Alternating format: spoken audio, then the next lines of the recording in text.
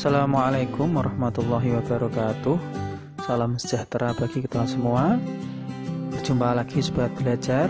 Yuk belajar bersama Pak Mahfud ya. Untuk kesempatan kali ini nanti kita akan belajar tentang daur hidup hewan dan metamorfosis. Sobat belajar, ini ada di kelas 4 SD.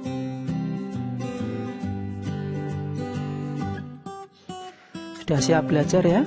Mari kita mulai pembelajaran hari ini. Tahukah sobat belajar ini hewan apa? Ya, betul, ini adalah ular. Dan yang ini, ya, kupu-kupu. Bagaimana perbedaannya? Yang satu sangat menjijikan, yang satunya indah. Apakah kalian tahu bahwa kedua hewan tersebut sebenarnya adalah satu jenis hewan? Mau lebih tahu? Yuk kita cari tahu lebih lanjut tentang ini.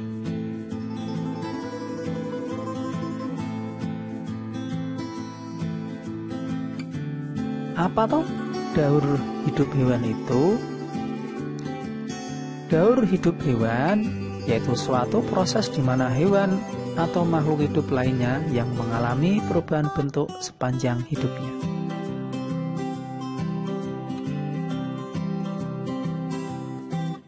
Kemudian metamorfosis. Setiap makhluk hidup pasti mengalami daur hidup, akan tetapi tidak semuanya sama.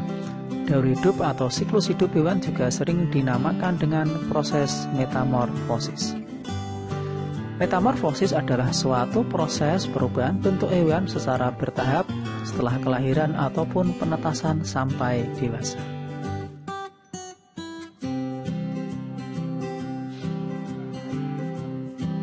Nah, bagiannya seperti ini ya sobat belajar.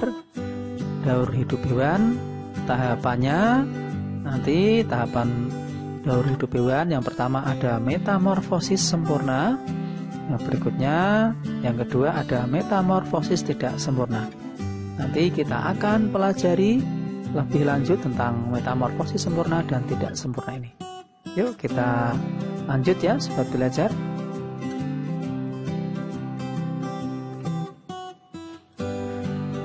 Bentuk tubuh hewan muda yang mengalami metamorfosis sempurna berbeda dengan bentuk dewasanya atau imago. Serangga merupakan salah satu hewan yang mengalami metamorfosis sempurna, selalu mengalami tahap kepompong. Tahapan metamorfosis sempurna adalah yang pertama telur, berikutnya larva atau ulat, kemudian pupa atau kepompong, yang terakhir adalah dewasa.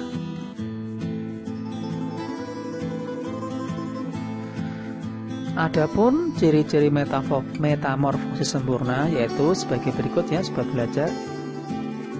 Yang pertama, punya perbedaan bentuk yang sangat signifikan atau mencolok antara fase pupa dengan fase imago. Yang kedua, hewan yang mengalami metamorfosis sempurna akan mengalami di fase pupa atau kepompong. Ya, ini adalah ciri khususnya. Untuk serangga ya, terutama metamorfosis sempurnanya nanti akan mengalami kepompong. Nah, nanti kita akan belajar metamorfosis sempurna. Contoh-contohnya hewannya adalah yang pertama kupu-kupu, yang kedua nanti kita akan membahas metamorfosis nyamuk, kemudian metamorfosis lalat, kemudian kita akan mengetahui banyak tentang metamorfosis katak. Nah, terakhir kita akan mengetahui tentang metamorfosis lebah madu. Yuk kita cari tahu satu persatu ya sobat belajar. Yang pertama kita akan membahas tentang kupu-kupu. Daur hidup kupu-kupu dimulai dari telur yang kemudian akan menetas menjadi ulat atau larva ya sobat belajar. Ulat-ulat ini memakan dedaunan sehingga tubuhnya menjadi besar. Setelah itu ulat akan membuat kepompong atau pupa. Dari air liurnya yang akan mengeras membentuk benang-benang. Ulat membungkus tubuhnya dengan benang-benang tersebut membentuk kepompong. Pada saat menjadi kepompong, kupu-kupu berhenti makan dan tidak bergerak. Akan tetapi dia tidak mati. Pada tahap kepompong inilah berandalan tubuh ulat berubah menjadi makhluk hidup dengan bentuk baru, yaitu kupu-kupu.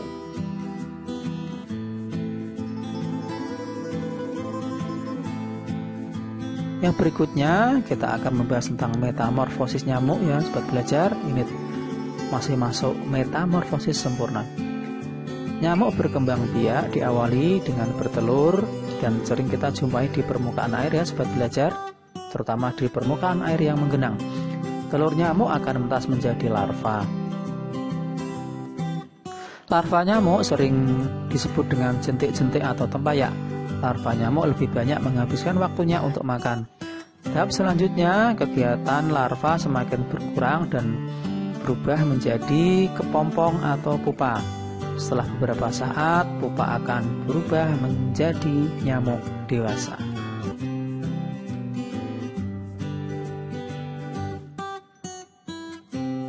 Yang berikutnya, kita akan membahas tentang metamorfosis lalat. Lalat adalah hewan yang berkembang biak dengan cara bertelur. Lalat banyak dijumpai di tempat-tempat kotor ya sobat belajar. Telur lalat akan menetas menjadi belatung atau larva yang mirip dengan cacing yang kecil dan berwarna putih.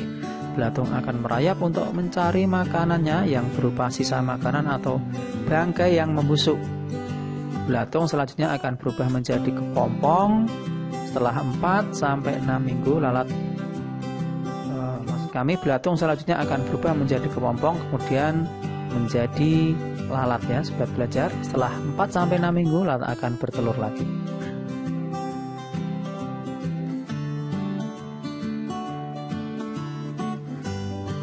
Yang selanjutnya kita akan membahas tentang metamorfosis katak.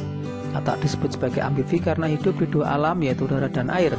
Perkembang biakannya diawali dengan bertelur, kemudian biasanya bertelur di dalam air ya sobat belajar. Telurnya berlendir sehingga terlihat seolah-olah melekat satu sama lain. Telur akan menjadi kecebong. Kecebong hidup dalam air, bentuknya menyerupai ikan dan bernafas dengan insang. Selanjutnya tumbuh sepasang kaki ya, sepasang kaki depan. Terus kemudian kecebong ini akan tumbuh 4 kaki dan berekor.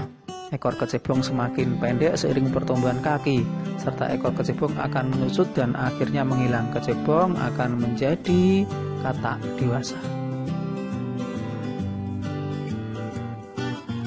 Selanjutnya kita akan membahas lebah madu ya sobat belajar. Telur yang menetas akan menjadi larva. Pada tahapan ini lebah bekerja akan memberi larva makanan berupa serbuk sari, nektar, serta madu. Sebagian nektar yang dikumpulkan lebah pekerja disimpan sebagai madu. Setelah beberapa hari larva akan menjadi pupa dan seterusnya akan menjadi anak lebah.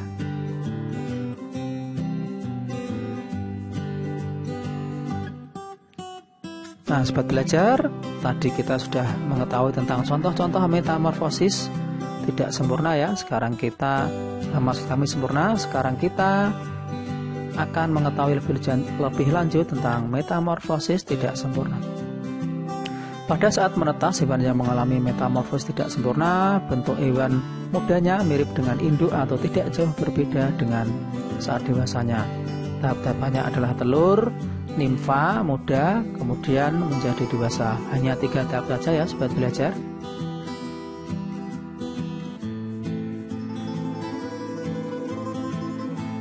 Karakteristik dari metamorfosis tidak sempurna adalah perubahan bentuk tubuh antara fase nimfa dan fase imago adalah tidak mencolok.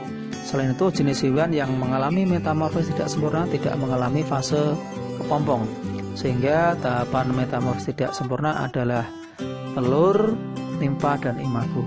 Nanti kita akan membahas contoh tentang kecoa, jangkrik, dan belalang ya sobat belajar. Bagaimana proses metamorfosis tidak sempurnanya. Nah, sekarang kita akan membahas tentang metamorfosis tidak sempurna kecoa. Metamorfosis kecoa merupakan metamorfosis tidak sempurna yang tidak memulai atau tidak melalui tahap kepompong. berkembang biakannya diawali dengan bertelur, kemudian telur akan menetas menjadi nimfa muda. Nimfa muda akan berubah menjadi kecoa dewasa.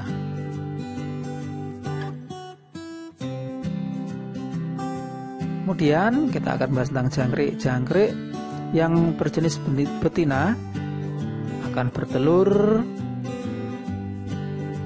di sebuah pasir pada kedalaman 1 hingga 2 cm.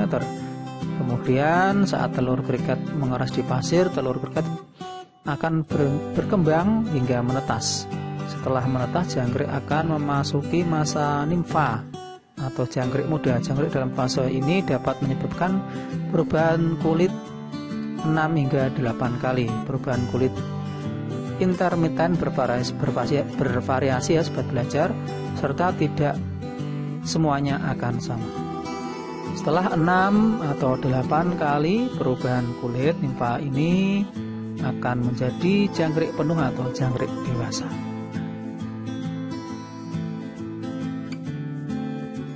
Kemudian kita akan bahas belalang.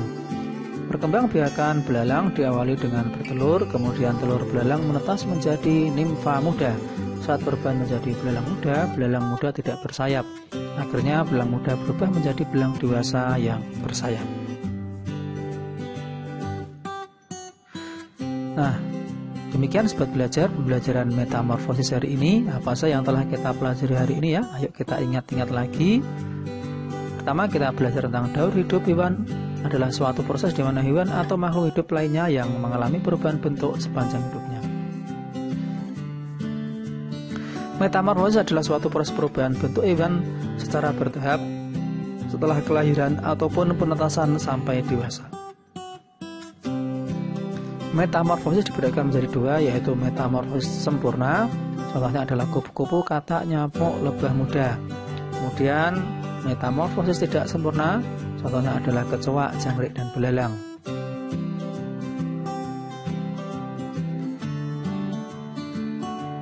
Demikian sobat belajar pembelajaran hari ini, mudah-mudahan bisa bermanfaat.